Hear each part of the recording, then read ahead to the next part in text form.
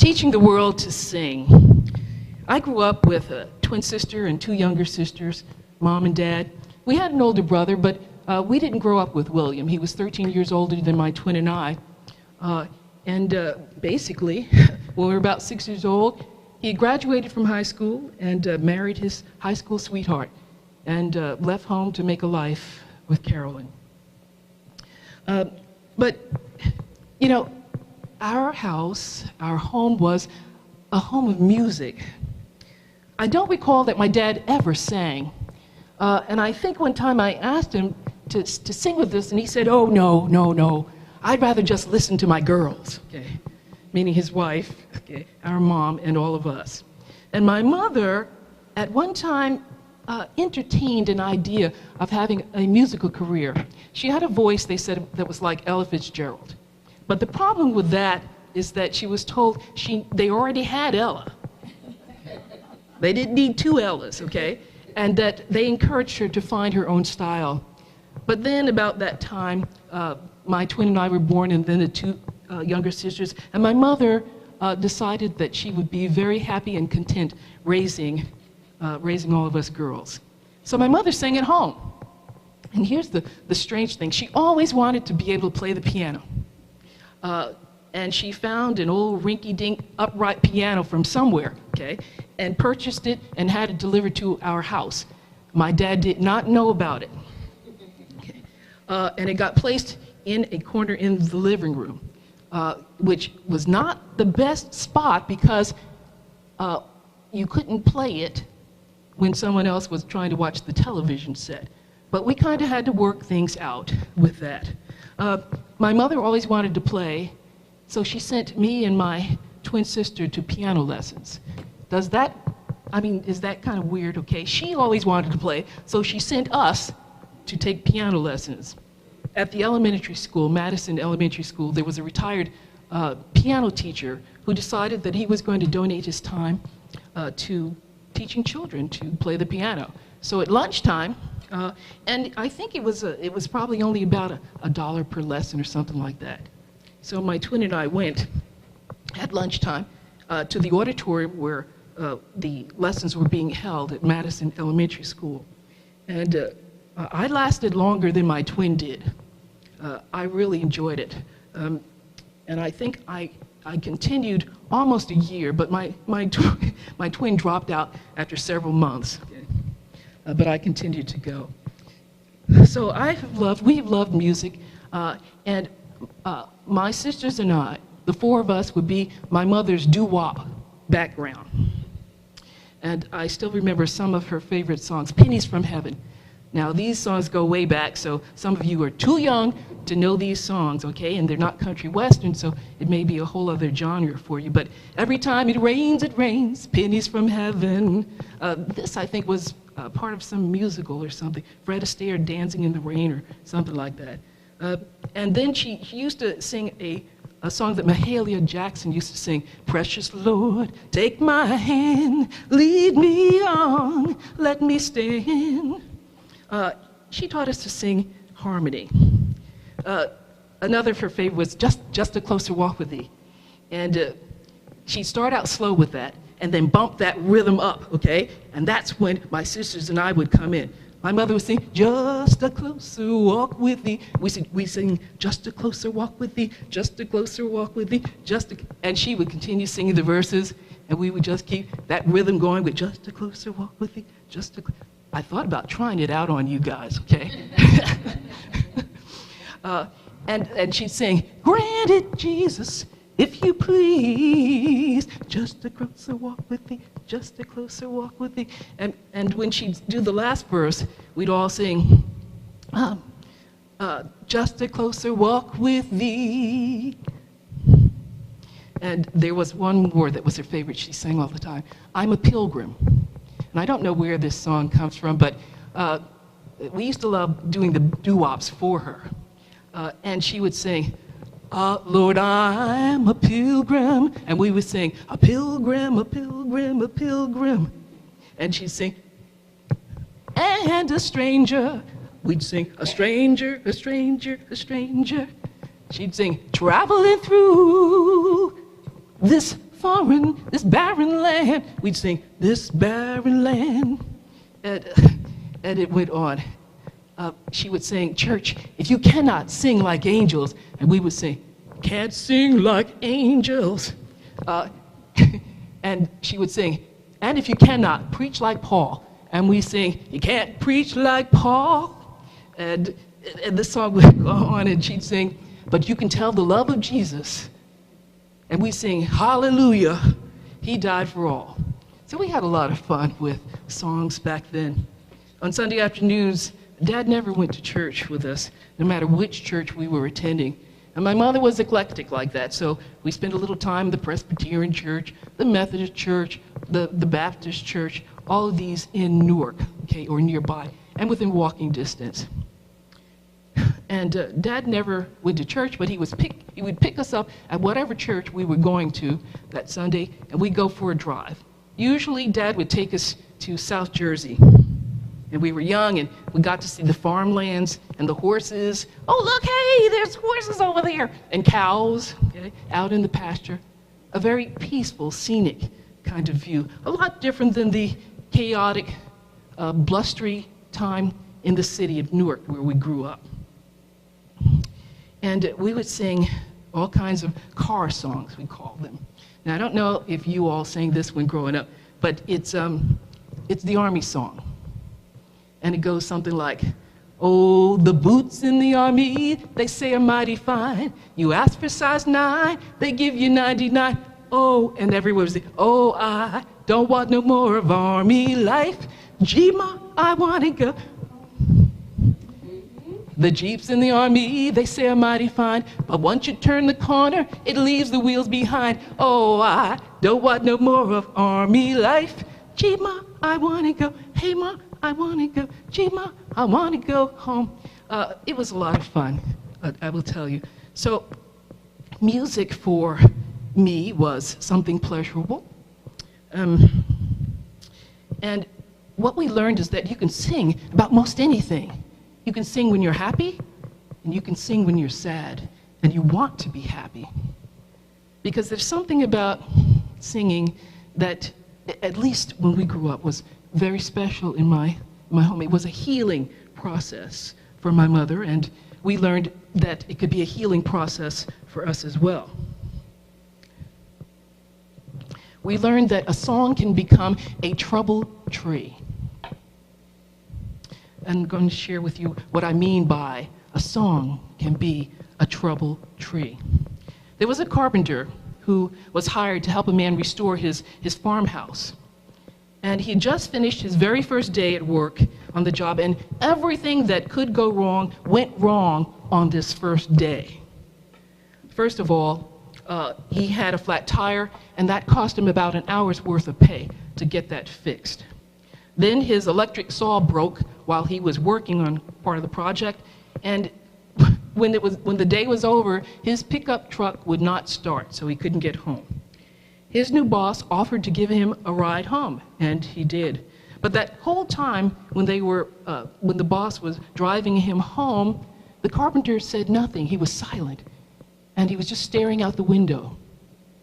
And when they finally reached his home, they both got out, and they walked up to the porch, and he took both of his hands and he touched the branches of a tree.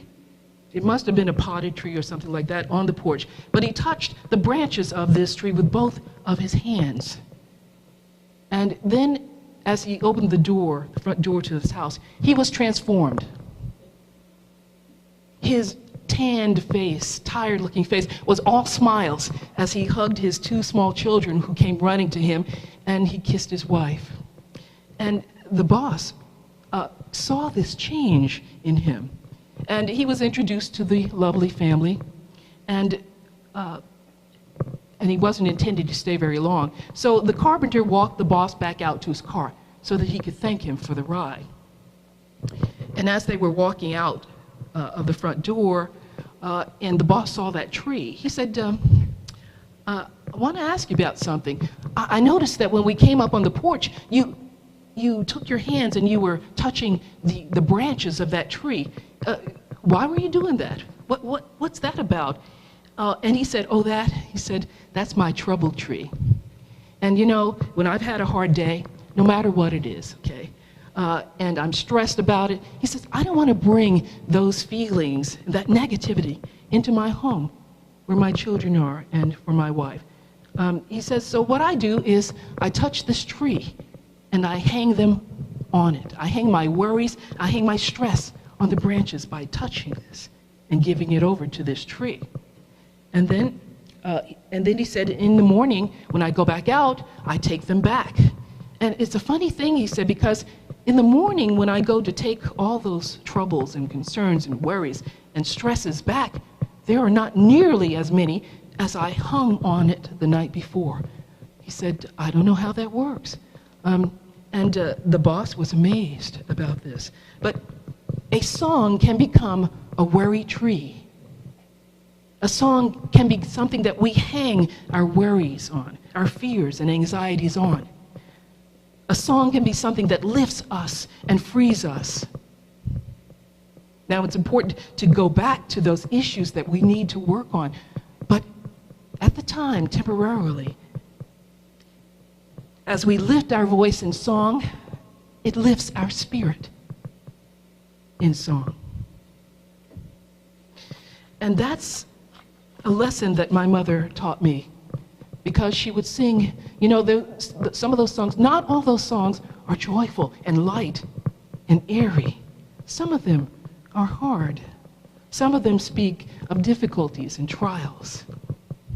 Soon I will be done with the troubles of this world. But once you begin singing, what I found is that that energy begins to change. The energy of the song. In the Unity Guide for Healing, compiled by Connie Fillmore, who is a granddaughter of the Myrtle and Charles, the writers state that in back of every true song is a thought of joy. A joyful, carefree heart, they wrote, is one of the most valuable assets in demonstrating health and wholeness. On page 103 of this Guide to Healing, it states, it's the thought of joy which inspires the healing of spirit. Exalted joy is linked with praise and gratitude. And it is the consciousness of gratitude and praise that does the uplifting and healing in us. God awakens in us this creative process. Joy, wrote this guide, naturally stimulates the currents of the life in the body. And we can also extend this in the life of any situation which we are dealing with, in the body of our relationships, in the body of our relationships with people we work with, in the body of our projects. The guide continues. It says, the singing itself restores harmony to tense nerves. Dwelling on God and cultivating spiritual thoughts stirs up this energy within us. And vibrations are set up that break up the crystallized old forms that hold us back and that hold us in negativity. Isn't that a wonderful thought? I bet you didn't realize that you're doing all that with a simple song. Hallelujah, hallelujah, hallelujah, hallelujah. Something as simple as that. Speaking sets up this energy and vibration. We know about the power of words to heal, to inspire, to uplift. But when we sing, it does it to a greater extent. Someone said that, how's that go? Someone who sings prays twice. And I think that is true. A cheerful heart is good medicine. And we can find healing in our physical body, in our psyche, in our relationships, in our finances, by changing our thoughts about these bodies. Praising and blessing our way out of every negative situation.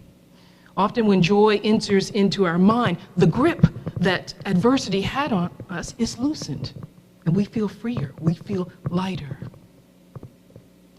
Singing has a lot of benefits. Number one, singing strengthens the immune system. According to research that was conducted at the University of Frankfurt, singing boosts the immune system. And what happens, they found in this study where they tested choir members who sang in a choir regularly. They tested their blood before they began singing, and then they tested their blood after their rehearsal, their hour-long rehearsal.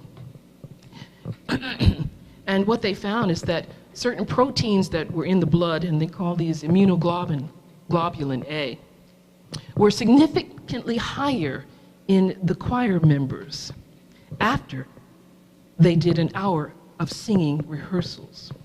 The same observation was not noted when they just sat and listened to music. The change occurred when they were participating in the singing of this music. Now, a lot of people think they can't sing. I'm president of the Salina Chorale, and a lot of people contact me. They would love to sing with us, but they can't sing. And I would say, who told you that? Is that true?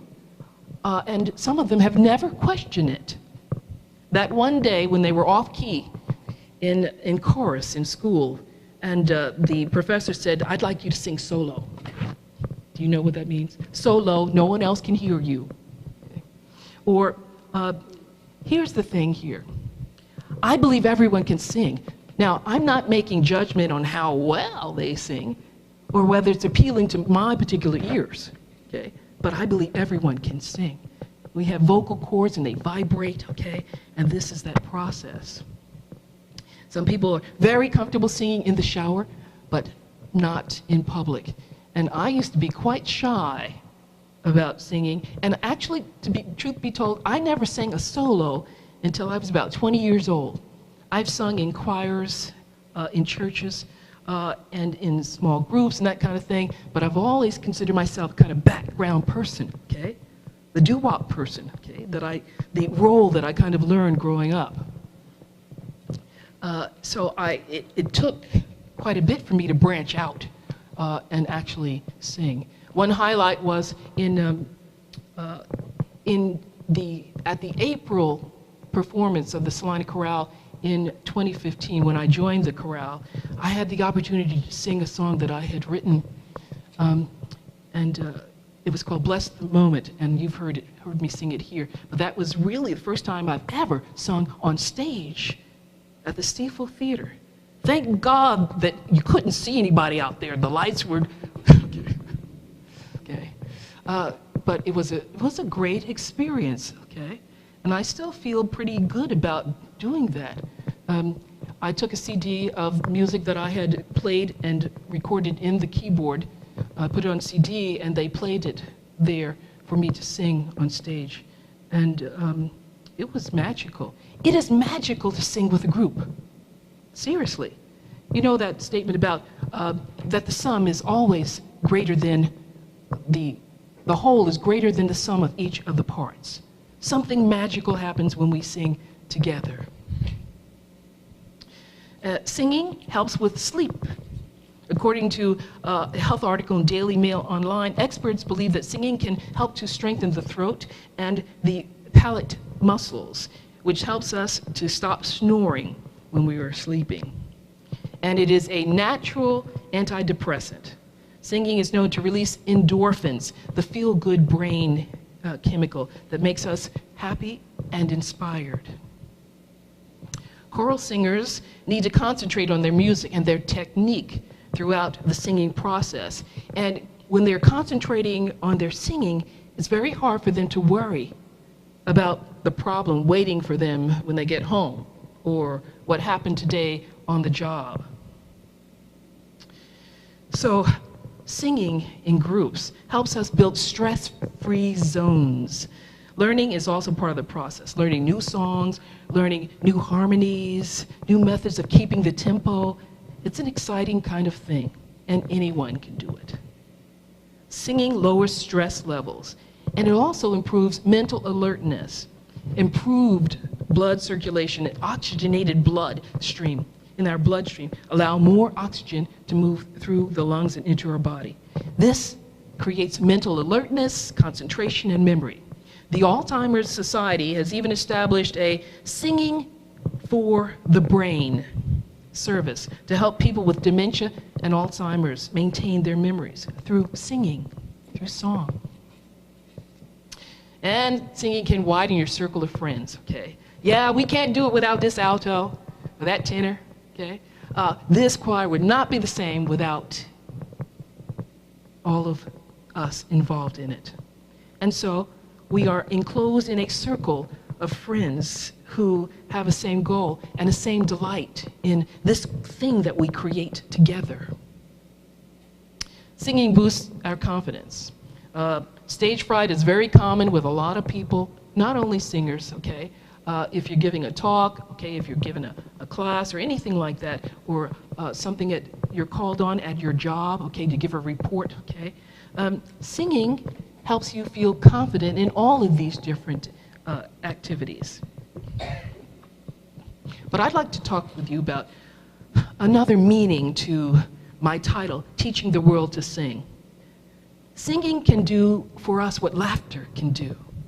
Singing is a way to unite people. Just think about it.